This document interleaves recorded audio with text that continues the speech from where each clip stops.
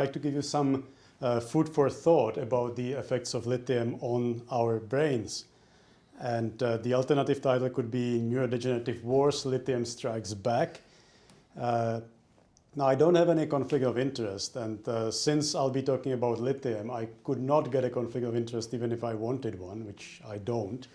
But I am interested in lithium, which is a very interesting element. It's been around for a long time. It has atomic number of 3, so it came to existence very shortly after Big Bang, and has been kind of ubiquitously present in the environment throughout the evolution of life on Earth. Now, it was reintroduced to psychiatry by John Cade when in 1949 he published a series of patients that he treated with lithium who had chronic mania and observed some remarkable effects. The first patient who was treated with lithium by Cade was discharged from the hospital after years of being admitted for symptoms that were not possible to treat with anything else. Since then, and that's now been over 75 years, lithium has gained and maintained a role as a gold standard for treatment of bipolar disorders. And it has very well documented and evidence-based effects in the clinical settings, such as mood stabilization, anti-manic effects, antidepressant effects.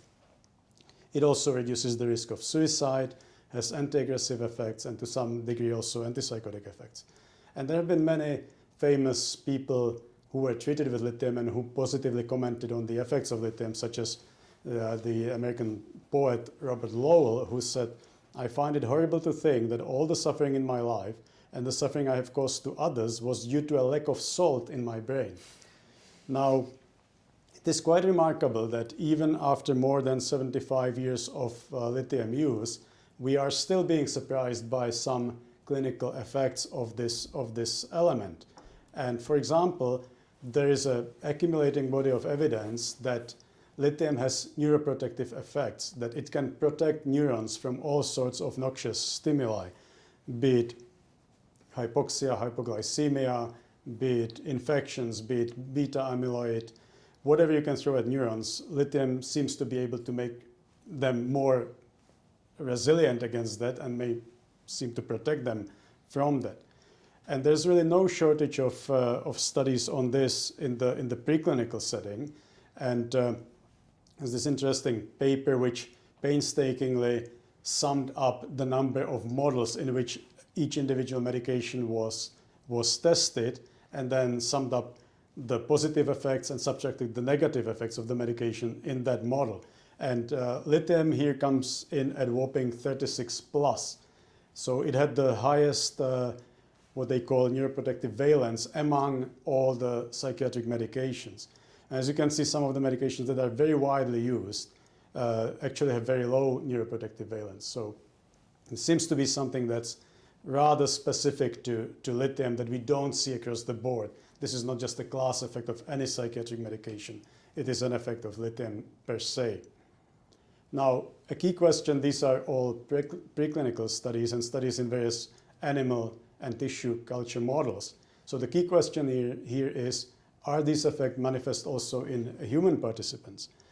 And that's what got me interested in this whole lithium neuroprotection story. I was initially doing some research on the hippocampus, and hippocampus is a very unique part of our brain which appears to be sculpted by our experience. So if you're experiencing a lot of negative things, your hippocampus may shrink. If you're exposed to positive things, if you're learning new things, it's going to grow. So this kind of finding that our brain changes based on what we're experiencing seemed very interesting to me. And it's then not surprising that there's very replicated evidence that people with unipolar depression generally show lower hippocampal volumes than controls. You would expect that. And that's been shown in most studies, as well as essentially all meta-analysis on this topic. Hippocampal atrophy is the most replicated finding in unipolar depression. Now, surprisingly, in bipolar disorders, there's at least 7 meta-analyses which all showed there are no differences in hippocampal volume between patients with bipolar disorders and controls. And that makes no sense, because Bipolar disorders is actually the more severe of the two of the mood disorders. It's one that's more recurrent, it starts earlier. There's nothing in unipolar depression that would not be present in bipolar disorder as well. Plus, bipolar disorders also has the presence of manias, which can't be good for the brain either.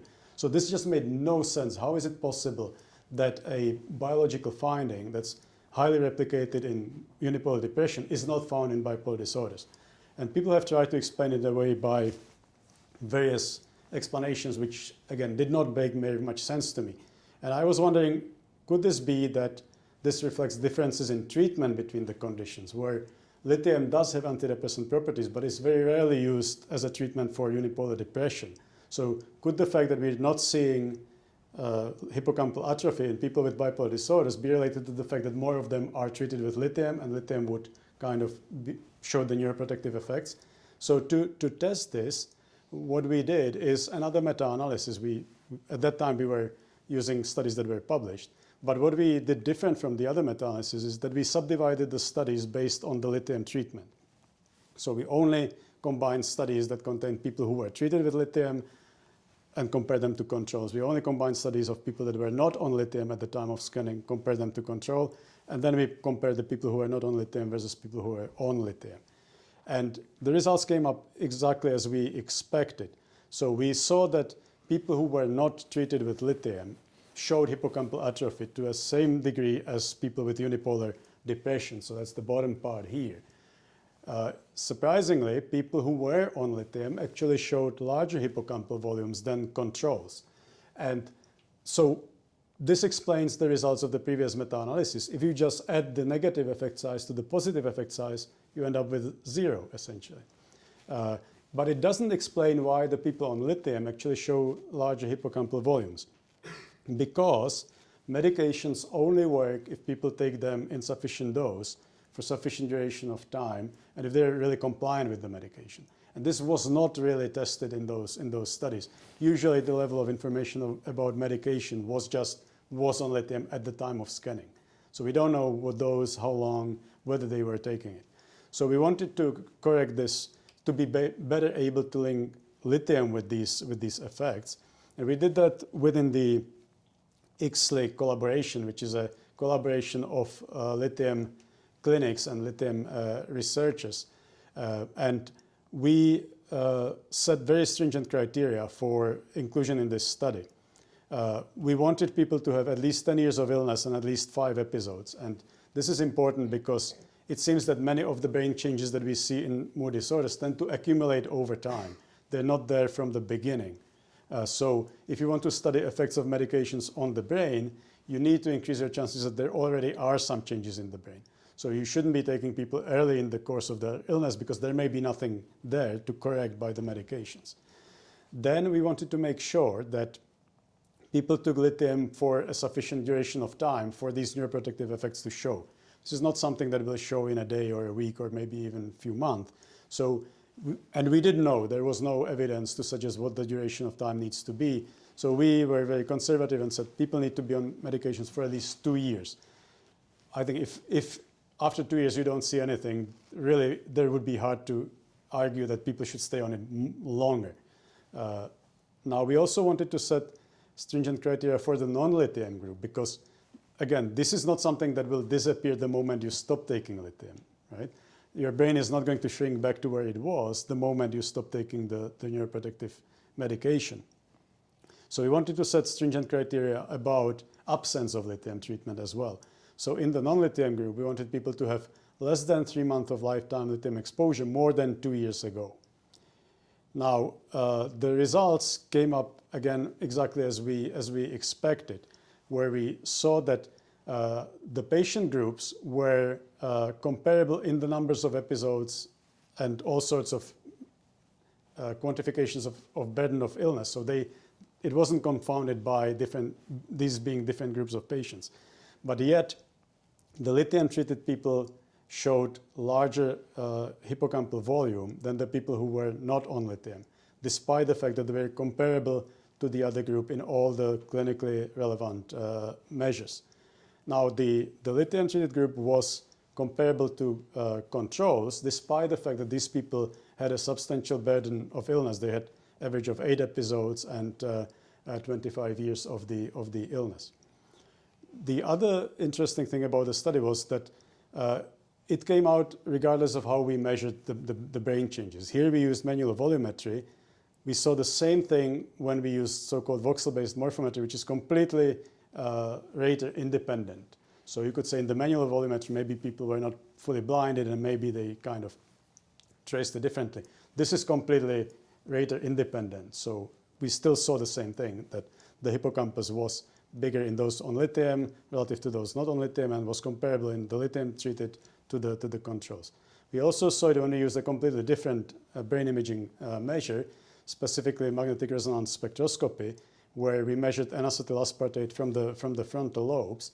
And N-acetyl aspartate is something that's predominantly found in neurons. So if you see loss of N-acetyl aspartate, that likely reflects loss of neurons in that region. And we saw exactly the same pattern as we saw for the hippocampus. And it was not only consistent across the brain imaging methods, it was also consistent across the sites. There were several sites in the study, and all sites in all measures showed the same pattern. So there was a lot of replications within the study, and replication is your best safeguard against false positive results. So I'm pretty confident that these results were real and not just false positive. Now, still leaves us with a question of how do we interpret this? And so if you just look at this as a whole, we have also had a series of studies in people who were at genetic risk for bipolar disorders or at the early stages of illness. And in these people, we did not see any of the brain changes that are frequently reported later in the course of illness. Later in the course of illness, we saw a lot of changes, including in the hippocampus, but only in people who were not treated with lithium. So this difference between the lithium and non-lithium, we could jump into conclusion and say, well, this has got to be lithium, but it may not be. There may be some other explanations. So let's first dig into that before we make any more definite conclusions. So for example, it has often been said that the people who respond to lithium, they're a subgroup within bipolar disorders. They are not the same, they don't have the same illness as the people who don't respond to lithium. And you could maybe think that it's only the people who don't respond to lithium that have this sort of neurodegenerative type of bipolar disorder, whereas the people who respond to lithium don't have that type of illness. And obviously then that would look like an effect of lithium when it would be an effect of patient heterogeneity. Now, we did not divide our groups based on lithium response. Among the people who were treated with lithium, some of them continued to have episodes of illness. So some of the people were not these excellent lithium responders. And the groups were comparable, the lithium and non-lithium group were comparable in any measure of burden of illness that we could get. So this didn't cut the groups based on response, just based on exposure to lithium, and there were non-responders. So it doesn't seem that this was an effect of the excellent lithium responders. And that's further corroborated by the meta-analysis that I told you about. It is very unlikely that among all those studies, all the people who were on lithium were excellent responders. It's almost impossible. And we've also seen these same results in the largest mega-analysis, where we could actually take individual patient data across the studies, and where we saw also differences between lithium and non-lithium patients in cortical thickness, as well as measures of white matter. And again, there were about 700 to 800 people on lithium in these studies. I can guarantee you that not all of them were responders to lithium. So again, just when you look at separating the groups based on lithium, you see an effect, even if you disregard the fact that there will be some non-responders among the lithium-treated patients. So patient heterogeneity doesn't seem to be a good explanation. And the effects of lithium just keep popping up in the Enigma studies. However we analyze it. Recently, we, for example, used clustering, again, to completely remove ourselves from the analysis.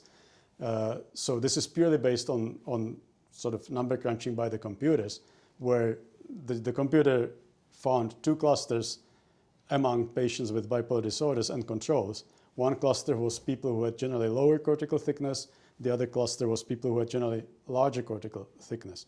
And the most patients were in the low cortical thickness cluster. There were some people in the high cortical thickness cluster who clustered with the controls, but those were the people who were treated with lithium for the most part. So lithium made the patients look like people without the illness in this completely rater-independent analysis. Now the other confounding here could be effects of other medications. Maybe we're not seeing positive effects of lithium, maybe we're seeing negative effects of other medications. And certainly there is evidence for that some of the other mood stabilizers such as valproate or antipsychotics, which are commonly used, actually have predominantly negative effects on the brain. So even if lithium was just neutral, it would make it look like it's neuroprotective when in fact we would just be seeing the negative effects of the other medications.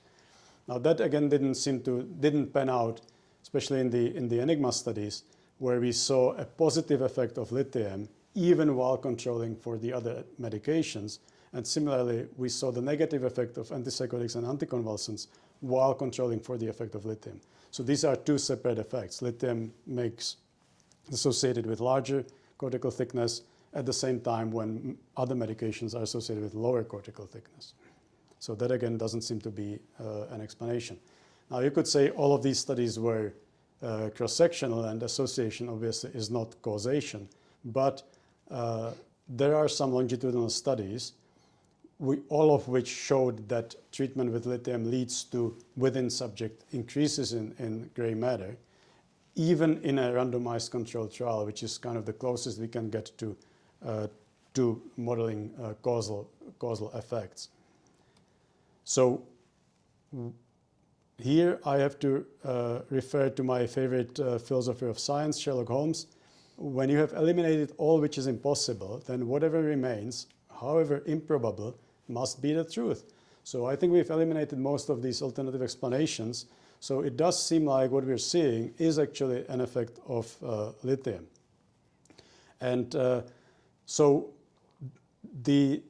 again, I just want to stress the point how replicated these findings are. So when it comes to brain imaging, the effects of lithium have been shown in the largest studies. Those are the Enigma studies.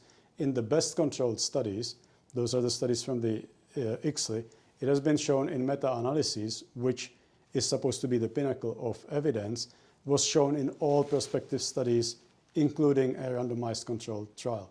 So I think it's fair to say that there's level 1 evidence for positive association between lithium and gray matter volumes in the brain in human participants. Now, this raises more questions than it answers.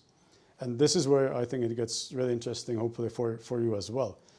So we know, and I've mentioned the kind of neuroprogressive nature of bipolar disorders, where once you've accumulated enough episodes, it's going to scar your brain to some degree, and your brain's going to take a hit from each of those episodes. And so it's no surprise that bipolar disorders are a strong risk factor for dementia. Now, if lithium has these neuroprotective effects, does that translate into also reducing the risk of dementia in patients with bipolar disorders? And even more importantly, could lithium be indicated for treatment of neurodegenerative disorders in people who don't have mood disorders? So let's talk about the effects in bipolar disorders on dementia first. There are several studies now. There is a Danish study by Lars Vedel Kessing where they showed that one prescription of lithium increased the risk of dementia relative to no prescription. And this is confounding by indication. Lithium is predominantly prescribed to people with bipolar disorders who have greater risk of dementia. However, multiple prescriptions of lithium actually brought the risk down to population level. It wasn't a true dose or duration response relationship. It wasn't that the people who were longest on lithium showed the lowest levels of dementia. But that would be really asking too much, because there is probably a population background below which you cannot get. Plus, if someone's been on lithium for 20 plus years, he's getting into an age where the risk of dementia is really high. So you cannot really control for that. Now, in contrast to that, one prescription of valproate increased the risk of dementia. More prescriptions of valproate increased the risk of dementia even more. So again, was not a class effect, was specific to lithium. And pretty much the same pattern was replicated in a study from US, where the interesting thing was that it also tried to quantify the duration of exposure that's necessary for these effects to occur. And they saw that there was really no effect when they looked at the group that had up to 2 months, that had a group up to 10 months of treatment. You needed to have more than 10 months of treatment with lithium for this to show as a effect on reducing the risk of dementia. And again, this was only seen with lithium. It was not seen with anticonvulsants. And these studies have even now been, there's some other studies, and in aggregate, this literature has been meta-analyzed, and the conclusion was that lithium seems to reduce the risk of dementia by about 50% in people with bipolar disorders. So that's quite a substantial change.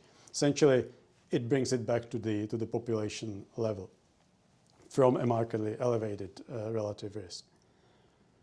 So yes, lithium does seem to have an effect on risk of dementia in people with bipolar disorders. How about people without bipolar disorders? Okay. Now that's obviously harder to test and document.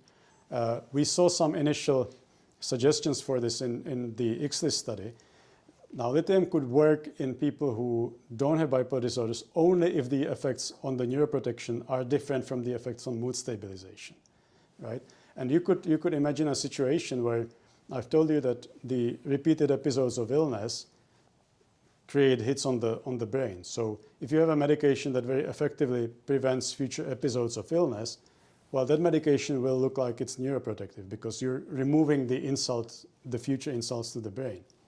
But this effect, while still beneficial and interesting, would only be constrained to people with bipolar disorders and to people who actually respond to lithium. You could not apply this to general population without bipolar disorder because it's contingent on the presence of episodes.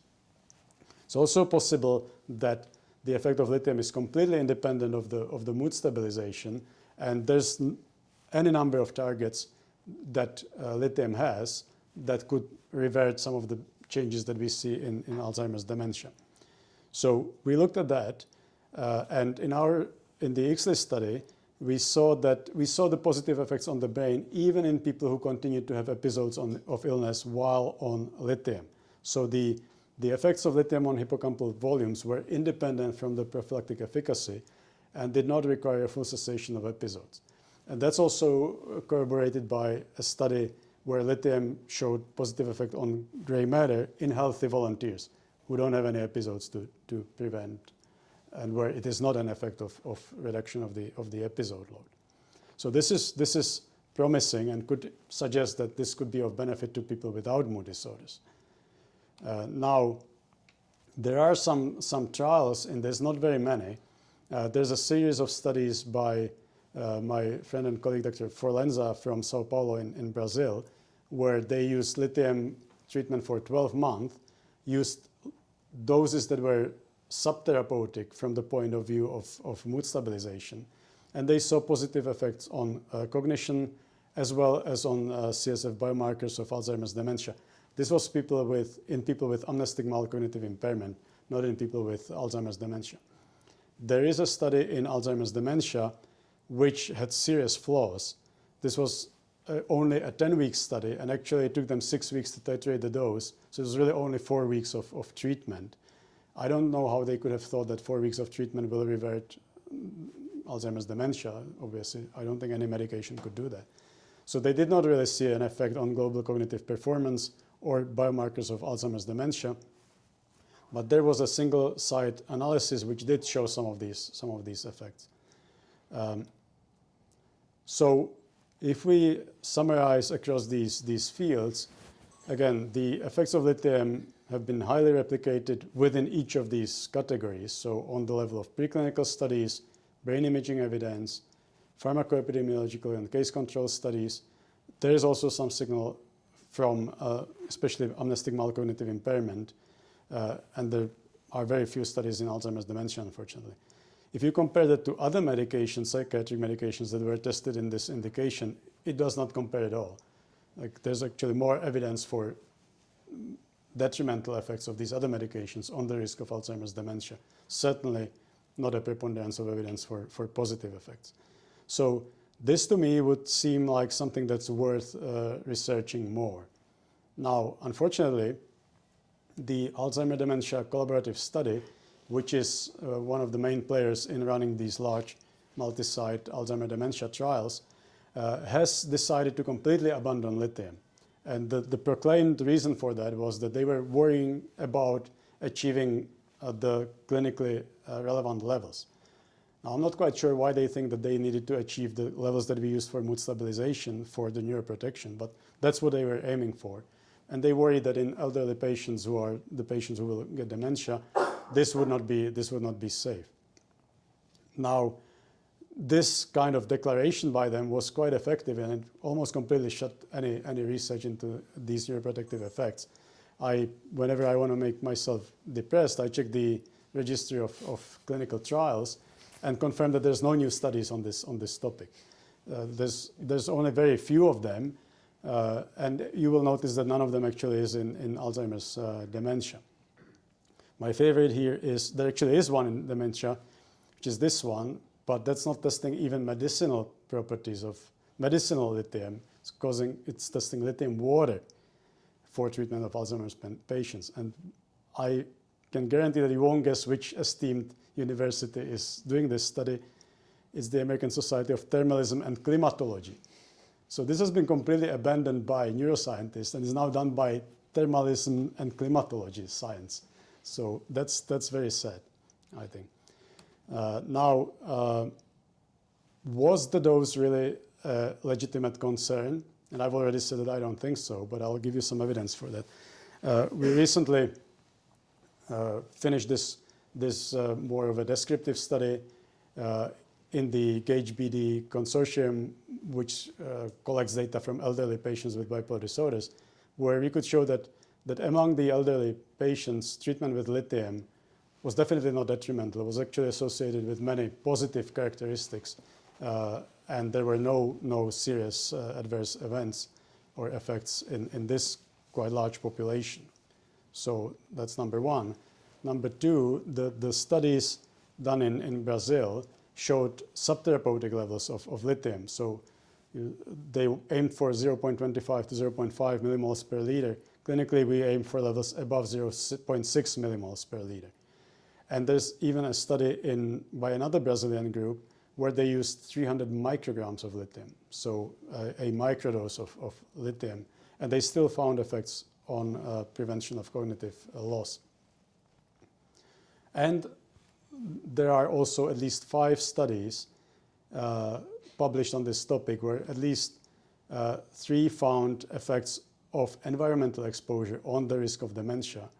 And the environmental exposure is about 3 up to 4 orders of magnitude lower than the exposure from clinical doses of lithium. So I think we don't need to really, it doesn't need to be a high dose. I think it needs to be a dose that's used for a length of time. So this really wasn't the issue. I think the main issue that they had was the one that I alluded to at the beginning, because lithium is a natural element. No pharmaceutical company can patent it. And it's not synthesized in a fancy biotech company in Switzerland. It's mined in a very industrial way, for example, in the Atacama Desert. I was fortunate enough to visit that site. And this is what it looks like. It's essentially a salt plain about 3,000 meters above sea level. And if you pump out the brine that's underneath this level of salty rocks, the brine contains very high concentrations of lithium. So just pump it out, put it in these big pools, and it never rains in Atacama Desert. Last time it rained was, I don't know, 300 years ago. So they just let it bake there in the sun, and the sun evaporates most of it, creates this sludge, which is disgusting to taste. And then they ship that to a refining factory in Antofagasta, where they make lithium out of this. So most of the lithium is used for the car batteries. It's about maybe 1% that's used for these medicinal purposes. But there's no revenue for pharmaceutical industry in this. They cannot patent it. They will not make any profit. So they won't fund that research. And I'm not holding it against them. I understand there's got to be some financial benefit for them to do this, which there isn't. So this means that all I'm saying is give lithium a chance, and to do that, I think it will be up to us as individual researchers with sort of public funding to try to push the boundaries of our knowledge in this field. I also think that Alzheimer's dementia may not be the best target for this, because studies in Alzheimer's dementia are very expensive and are very likely to fail, because there's this long lead up between where the process starts and where it penetrates into behavior. So we could look at some other targets for lithium. So, for example, identify people who are at risk for neurodegeneration, so more of a secondary prevention in people who are at a greater risk, such as people with ApoE4 or people with morbus Down actually are at a very high risk of dementia. We could also pre-treat people who are to receive chemotherapy for cancer, or radiation, or some cardiac surgeries, which often lead to hypoxia in the brain, and often people have cognitive impairment after that. So those would be maybe better targets for this. We recently looked at effects of lithium on risk of glaucoma, which you may think about as that's the illness characterized by high intraocular pressure. But glaucoma is actually a retinal neuropathy, which is characterized by loss of retinal ganglion cells by the same mechanisms that are operational in Alzheimer's dementia, and same mechanisms which are reverted by lithium. And this is with the colleagues in Denmark, where we saw that there was some signal that prolonged exposure to lithium reduced the risk of glaucoma relative to very short exposure to lithium. So also, what are some of the other things that we could do to move the field forward? I think we need to better understand the effects of the low-dose lithium exposure. And it's always been a puzzling question to me, how can lithium in doses that are 3 to 4 orders of magnitude lower than clinical doses still exert these effects that we see in those populational studies?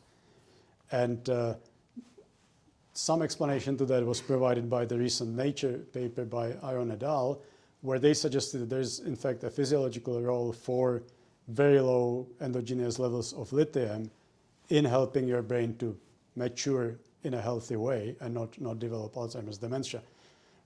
Whereas they saw that lithium deficiency was associated with histological, transcriptomic, as well as cognitive changes which resembled changes in Alzheimer's dementia, and supplementing with lithium at very low doses, 4.3 microequivalents is about 30 micrograms per liter of lithium in water, reverse these changes. Now, it was funny, I was asked to comment on this study while we were at a cottage in the Czech Republic celebrating a bunch of kids' birthdays, and I was excited by the paper. I spent 3 hours trying to get through it, and I spent an hour talking to the reporter, and all they kept was, I don't think there's much more in the pipeline that would have this level of safety and efficacy. Lithium is dirty cheap, and it could be beneficial to people. So that's what they left from my 4 hours of taking away from these celebrations. So I wasn't quite impressed by that. But we also need to better understand the environmental exposure to lithium, and that's one of the reasons why I was very excited by this opportunity to come here and talk to you guys, where the available studies that we have many significant limitations. All of them are cross-sectional.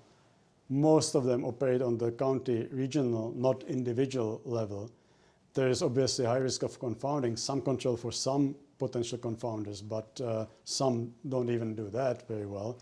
And obviously, there's the issue of epidemiological fallacy that we really need to show this on the individual level. We cannot extrapolate from the group level statistics what's going to happen on each participant level. So to conclude, the widely discussed issue in bipolar disorders is the neuroprogressive nature of bipolar disorders, for which there is now a growing body of support, where we can see that patients who are early in the stage of the illness really don't show very many brain changes. People who are much later in the course of illness, show many changes. This explains probably to some degree why people with bipolar disorders have increased risk of dementia. Now, it seems that people who are on long-term lithium treatment, their brain seems to be preserved. They do not show the same level of changes as the people who are not on lithium. And that's in support of the neuroprotective effects of lithium. And that may explain why, on population level, long-term treatment with lithium seem to reduce the risk of Alzheimer's dementia. Now, it creates an interesting opportunity for us to maybe prevent this from happening. Rather than trying to revert what's already happened, maybe we should aim for preventing these brain changes. And the word prevention and psychiatry doesn't go well together, but I think here there's an opportunity for that. Now, importantly, the neuroprotective effects of lithium are independent from the mood stabilizing effects and could be of benefit to even people who don't have bipolar disorders. I'd like to thank all my collaborators around the world, collaborators, colleagues and friends, and my core team in Halifax, and thank you all for your attention.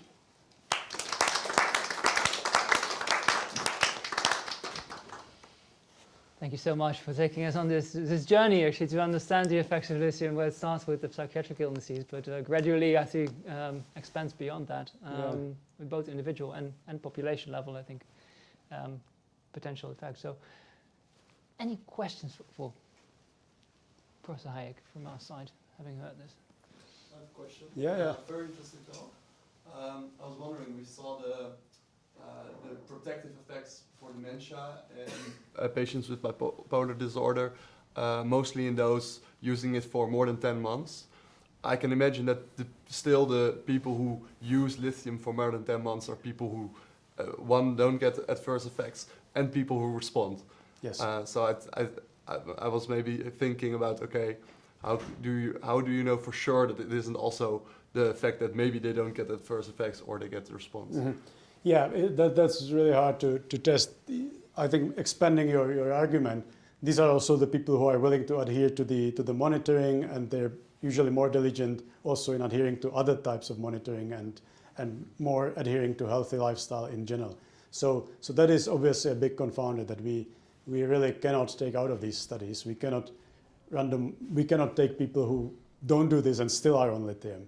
I think that's something that's one benefit of these epidemiological population studies, where if we can get this in a sufficiently large sample, it's unlikely that all of these people are actually living very healthy. So there will be some people who don't live very, very healthy lifestyles, are still exposed to lithium and may show some benefits.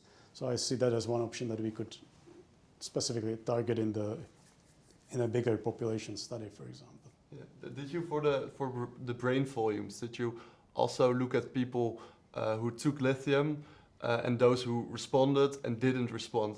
Were those similar? Those were comparable. Okay, Regardless of whether they continued or did not continue to have episodes while on lithium, the hippocampal volumes were essentially very comparable between the two groups. Obviously, it wasn't a very large sample, but the volumes were so similar that I don't think it was a false negative finding. Yeah. Thank you, Amos. Any other remarks, questions?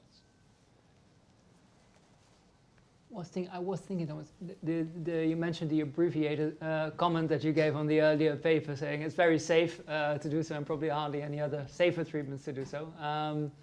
Yet in clinical practice, I guess there's a large degree of monitoring involved there to actually keep it safe and to avoid any harms.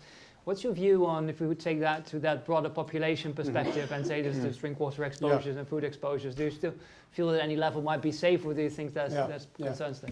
Yeah, so we don't have any documented adverse effects of environmental lithium exposure. And it has been tested. There's a series of studies from northern Argentina, from the Andes Mountains, but the lithium levels there are over 1,000 micrograms per liter. So that's getting somewhat, it's still not at the clinical level, but it's also nowhere near what you would be getting here. And plus this is also 3,000 to 4,000 meters above sea level. And there's a correlation between lithium and arsenic and other things in the water there. So it's an extreme case scenario, but even in this extreme case scenario, they, for example, looked at whether higher levels of lithium in the drinking water are related to lower thyroid function or higher rates of obesity. No abnormal thyroid levels, no association with obesity. They looked at pregnant women. They tolerated it fine. There were no congenital malformations in the offspring of these women. They were a little bit shorter at the extremes of the lithium exposure, about 2 centimeters shorter, but no malformations. Again, this is 4,000 meters above sea level, so there's a lot of stressors. I don't think it applies to Netherlands necessarily, because you're not anywhere close to that. So from that perspective, and from the perspective of prescribing these medications at doses that are 1,000 times higher than what you would ever get from your water, and seeing that even at the lower clinical dose of the 600 milligrams, some people don't even know they're taking anything, and we do diligently the monitoring, and it's for 10, 15 years there can be absolutely nothing in the blood works at these very high levels. So from where I stand, I am not overly concerned about the safety of the levels of exposure that you would get from water. But I'm not the water commissioner in here, so obviously they have different priorities. Also, I would say that there have been some attempts to set some sort of maximum levels in the environment, but they're not based on any documented adverse effects. They're extrapolated from the clinical effects and getting really conservative. So they take the lowest clinical dose and divide it by 1,000, and then say this is kind of the maximum level. And that level actually is exceeded in many places already, and without any reported negative consequences. So I really think that we're not putting the population in any danger, even with long-term exposure, and not even people who are maybe sensitive to lithium. Very clear. No? Any other thoughts, questions? I thought it was a really interesting talk. I was wondering, did you also see the results back in clinical scores, for example, MoCA scores? Yeah, we didn't. There was a separate part of this study where we did some cognitive assessments. Now, you wouldn't really see an effect in MoCA scores because there's a big ceiling effect. MoCA starts to be abnormal in people who have dementia. In people with bipolar disorders, they would look healthy in that. But we used some more sensitive cognitive tests of memory and executive functioning. But it's always difficult to evaluate that because there is some effect of lithium, some sort of immediate effect of lithium on especially psychomotor speed, can slow people down a little bit. How do you differentiate that from any positive effect related to the survival of neurons? You would need to take them off lithium to get an accurate estimate of their cognition, right? But that, again, that slowing with lithium is a dose-dependent phenomenon. You're not going to see that with water exposure. You will see it if someone is on 900 milligrams and you increase it to 1,200 milligrams of lithium per day. Then you may see. Then they may say, "Well, I feel a little bit more dull cognitively," but you won't see it with the water. And I wanted to kind of know what this feels like. So for a couple of months, I took about 600 milligrams of lithium. I didn't really feel absolutely anything at that level. So, Thank you for your answer. I have a very general silly question. But no silly questions. Mood stabilizing and neuroprotective benefits of lithium, would you recommend people to take it? Normal people with no bipolar disorder, but take it as a prevention? I mean, as a physician, I could not. I would have to abide to the evidence-based medicine, and since we don't have clinical trials of these very low levels, I really couldn't recommend that. Now, in people with bipolar disorders where we're using the clinical levels, I think I can say that there is now some evidence for that. And if there's other reasons why people should be on lithium, then I'm happy to prescribe it for that purpose and monitor it and do all the due diligence around that. But in general population, I don't think I could. the signal is strong, but not strong enough for us to make practical recommendations to people. Now, I wouldn't at the same time prevent anyone from buying the supplements, but I would caution them not to take too much of that, like to really adhere to the low doses, because I can imagine that there may be someone who thinks, well, yeah, this is good, let's take more of it, and the more the better. And it's not. Like with any medication, there's a fine line between a medication and a poison, right? And we don't want people to just poison themselves with lithium because they think that the more the better. So for all those reasons, I could not recommend it at this point. Yeah. What are reasons for people with bipolar disorder to not be prescribed lithium? That's a good question. Drug, yeah. Very few actually. Like since we're talking about the clinical doses, we need to make sure that we're not making any other medical conditions worse. So if someone has a renal failure already, probably the cost benefit of taking lithium will not be positive for them. Although sometimes it may. Or if someone has a heart failure, for example, then we would be really cautious. But it has also happened oftentimes, even in my clinical practice, that I had someone who had, for example, renal issues, and we wanted to take them off of the lithium. We did, and after that they had, this one patient had a manic episode, and then she had a depressive episode, which was really bad. She was suicidal, she was second-guessing herself, she was really miserable. We tried a few other things, nothing worked. Put her back on lithium. Within about 10 days, she was feeling better, and she said, I am never going to go off of this again. I'll take dialysis, I'll take anything, I won't go off lithium. So again, even in these people, sometimes the benefit of not having episodes of depression, which oftentimes by patients are described as worse pain than anything else, myocardial infarction, cancer, what have you, maybe that benefit is still substantially even or bigger than maybe aggravating a pre-existing condition that can be treated by other means. But it's hard to argue for that unless the patient had that experience themselves. Probably I wouldn't be able to argue with someone who never was on lithium and has some of these serious concerns and persuade them. I wouldn't want to persuade them about it. It would need to be their decision, but I don't think they would choose that in that situation. Yeah. And are adverse effects often a reason to stop taking it? Does that happen a lot? Yeah, that's a really tricky scenario, and we are often consulted about that, whether a patient should go off of lithium when they start developing some side effects. It usually doesn't work. I've kind of seen it work a couple of times in people who really did not have much of a response to lithium. But in people who do respond to lithium, that's the other thing that once someone is fortunate enough to be, well, unfortunate to have bipolar disorder, but fortunate enough to be the lithium responder, they're not going to respond the same way to anything else. Now, again, this is not something that we can test in a randomized controlled trial. It would be unethical to take people off of medication just to show that they'll fail on something else. We can't do that. But I think that's kind of quite understood by people who use lithium, that you won't just be able to replicate that effect with anything else. So it's always a real problem when there is some medical issue for which we need to consider taking people off.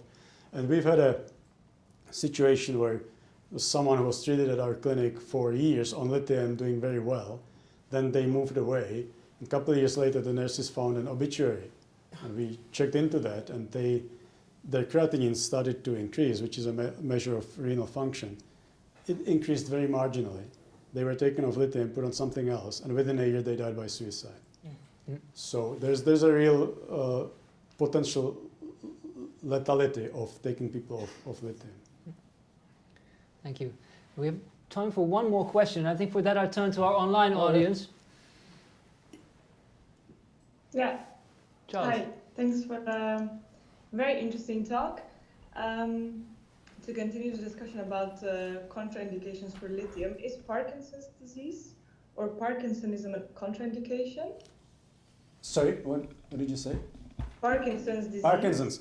Yeah, well, not necessarily a contraindication, but tremor is one of the side effects of lithium, and lithium intoxications with lithium may actually lead to Parkinson's syndrome. So that would be one situation where I would be really careful. There are, however, also studies, treatment trials of lithium in Parkinson's disease, which I don't think is a great idea, though. So I would not use that. Why? Could you elaborate on why don't you think this is a good idea? Because of what you're saying, that I would be concerned that it would make it worse, or that you couldn't really distinguish whether the tremor is from lithium or from Parkinson's, for example. Yeah. So, yeah. But then again, possibly some dementia of people with dementia have a more motor predominant phenotype and are thus more susceptible to all the side effects of lithium. So that's also, Yeah. I guess so. Yeah, for sure. But knowing that we don't need to push the levels very high, and even in the treatment of people with bipolar disorders, with age we lower the therapeutic threshold. So in people above 60, we would go down to 0.4 millimoles per liter from 0.6, and even that's not written in stone. I have some patients who are doing very well on even lower levels than that. So it really becomes quite individual. The problem becomes when people are very strongly adhering to the guidelines and just pushing it in everyone, despite the fact that people have side effects and can't tolerate it. Yeah. Well, Thanks. we've had a great number of questions. You clearly triggered something with your talk I'm here, very glad. and so